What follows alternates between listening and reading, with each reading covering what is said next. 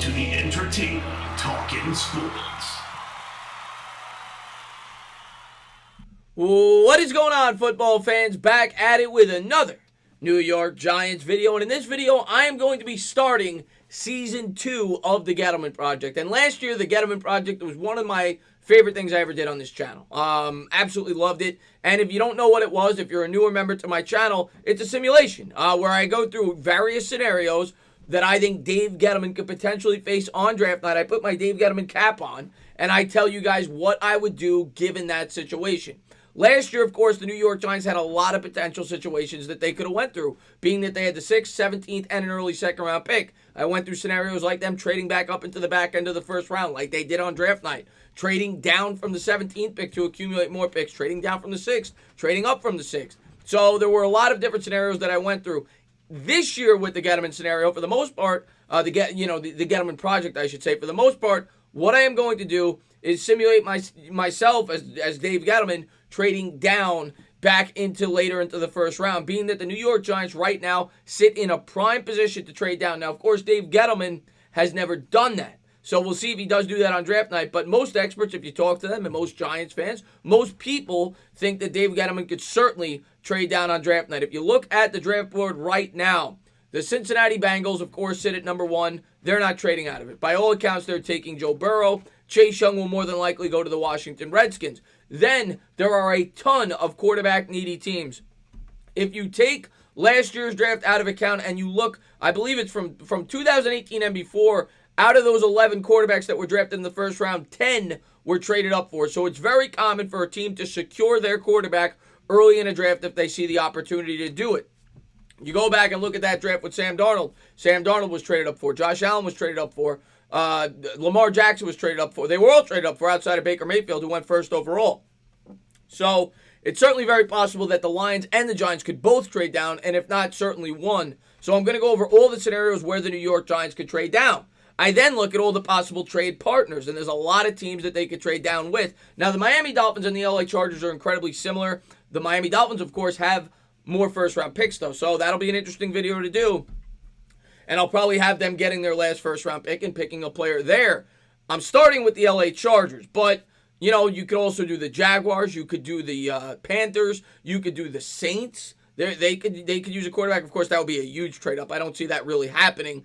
You could do the Raiders, the Colts, the Bucks. There's a lot of teams that the New York Giants could trade down with because there's a lot of teams in need of a quarterback, and there's not a lot of quarterbacks to select. Of course, Burrow will be gone. You have Tua. You have, a couple of others. But, for the most part, there's maybe 4 quarterbacks that are projected to go in the first round. And teams that need a quarterback, that like a quarterback in this draft, whether it's Herbert or Tua, are going to try to move up as early as they can. So, without further ado, let's jump into it. Let's start with the LA Chargers. This will be Gettleman Project Take 1. And let's jump right into it. Of course, I did a video earlier in the week, I think it was like 3 days ago, where I simulated all the possible trade downs based off of the point system. I gave the Giants 25% added on to their points. I think that's 1,800 points, but because quarterbacks get you, more when a team trades up for a quarterback, I equated it to be 2,250 points. In the trade with the Chargers, I had the Giants getting a late third-round pick, an early second-round pick, along with the Chargers' first-round selection at 6.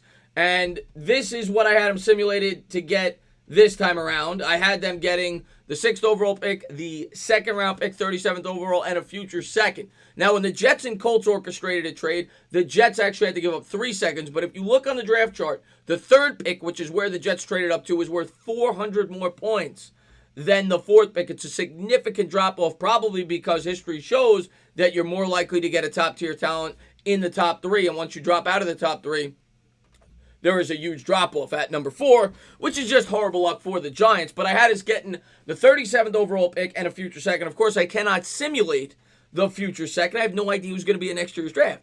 But for this exercise, I'm going to simulate the 6th pick, because now we've traded down to 6. I'll simulate the 36th pick, which is where the Giants pick in the second round, and the 37th pick, as we will have back-to-back selections in the second round.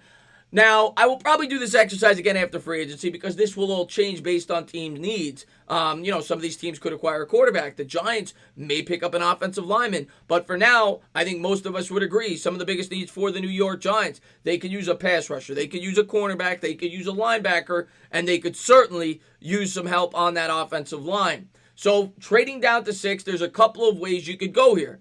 So first, I'm going to show you guys who I had going in the top 5 picks. Pretty set in stone here. Like I said, Burrow and Chase Young. I had the Lions in this exercise staying at 3. If they traded down, Okudah could potentially fall to us at 6, and it's certainly a player who could be on the New York Giants radar, but in this exercise, he is gone. I had the Chargers moving up and getting Herbert, and Tua goes to the Dolphins. So we are on the clock, and I got my Gettleman hat on, and I'm going to go over the players that I'm thinking about here with the 6th overall selection. Now, if I'm going defense, I'm going Isaiah Simmons. Now, this is option A, and if you get Isaiah Simmons, it's going to change your mindset for picks 36 and 37 because now, without knowing what I'm going to do in free agency, I am forcing myself into taking an offensive lineman in that with one of those next 2 picks, if not both of those picks, with a center and a tackle. Certainly a possibility, and that might not be the worst-case scenario. You're getting a supreme defensive talent here in Isaiah Simmons, arguably the best athlete in this draft, a jack-of-all-trades player, a modern-day linebacker that could do it all. He could cover. He's got great side-to-side quickness. He's great against the run. Definitely a great prospect, and definitely a guy I will not cry about if the New York Giants select on draft night. The other option, which me personally, before free agency, is the option I would take, would be an offensive tackle. And to me, it's between 2 players. The first player, of course, being Andrew Thomas. Andrew Thomas is thought by many to be the number 1 offensive lineman in this year's draft. It seems to be a set top 4. And most people, have Jedrick Wills and Andrew Thomas at the top. I like Jedrick Wills a lot. I think he's incredibly safe. I think he's going to be a great offensive lineman. The only question with him is he plays right tackle. He does not play left tackle at the collegiate level. A lot of scouts think he could transfer over to left tackle, and he is the blindside protector for Tua, being that he's a lefty quarterback. But Andrew Thomas is a great football player. Some people question his footwork, but overall, this guy played in the SEC. He only gave up 1 QB hit all year. He's always been a very, highly thought of prospect, even in high school. So I'm either going with Isaiah Simmons or I'm going with Jedrick Wills or Andrew Thomas here. And based off of that selection, that will affect my next two picks, because if I take the offensive lineman here, I can still go center. And I'm definitely going to have my eye on a guy there at number 37, and we don't know if he's going to be there at 36 or at 37. We're picking back to back. But if he is, there's definitely a center I have in mind. But if I go with Isaiah Simmons, I am forcing myself, in my opinion, to take a tackle in that next slew of picks when it gets to me at 36. And I'm going to go over some of the guys that I think could potentially be there. So, me personally, if I'm Gettleman, I'm taking the tackle. But if I don't go, the center that I have my eye on, no matter what, if he's there, I've seen him being mocked in the 2nd. I've seen him being mocked in the back end of the 1st. The combine will have a lot to do with his stock. But a player, and I hope I pronounced this right, I looked it up, but when you watch him on film, very good center, probably the best center in this year's draft. If not, he's the 2nd best. Tyler Biadasz out of Wisconsin would definitely be a guy I have my eye on for the New York Giants, regardless of what I do in free agency, unless I sign a center, and regardless of what I do with that first pick. And being that I have 2 picks here at 36 and 37, he is absolutely on my radar. This is a guy that I am targeting if I'm Dave Gettleman. The center position has been a big problem for the New York Giants, specifically last year with Halapio. He was a turnstile. You get a young player here who's, if you watch the film, this guy was widely responsible for Wisconsin's offensive success. Definitely a guy I got my eye on, regardless of scenario. I would love this guy with one of those 2 picks. Now, some of the tackles I look at here, if I went Isaiah Simmons, is one of 3 guys here. And obviously, all 3 of these guys will not be here, but more than likely, one of the 3 will. Trey Adams is a player I really like. He is big. He is the biggest of these 3 prospects, and arguably the safest. He's 6'7", 334 pounds out of Washington.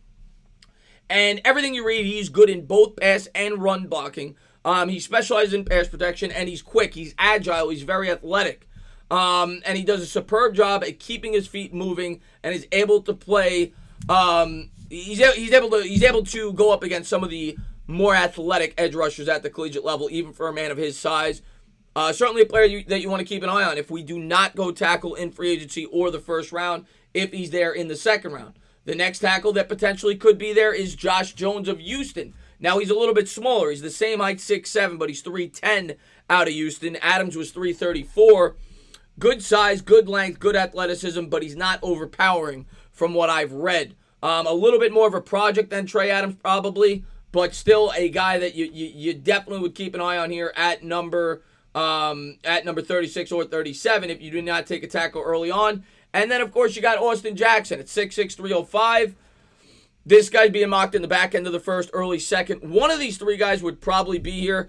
Now, I could see Jackson's stock dropping a little bit. He did get beat up against A.J. Spencer in the Senior Bowl of Iowa, who's thought to be one of the better pass rushers in this year's draft. But a lot of people think he could be a franchise left tackle. So I'm going with one of these tackles if I go with Isaiah Simmons in the first.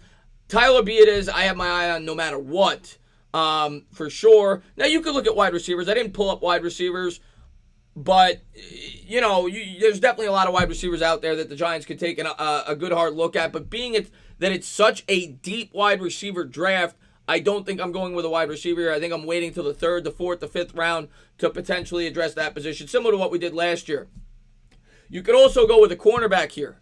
Definitely an area of need. If you get your tackle here, if you got your tackle with one of your first two picks, and there's just one guy I pulled up. Bryce Hall's another, but I pulled up Trayvon Diggs, the brother of Stephon Diggs out of Alabama, a very talented college prospect, rather. Some people have him, again, going back end first, early second, but a guy that you could pair alongside DeAndre Baker for the next, hopefully, 10 years, in your backfield, defensive backfield. So another position you could certainly look at there in... obviously, Trayvon Diggs out of Alabama. In my mock, I think I had him going in the back end of the first. You could also go with an edge rusher here. I did a video on him, Matos, if he was able to fall. There's so many prospects you could go with here.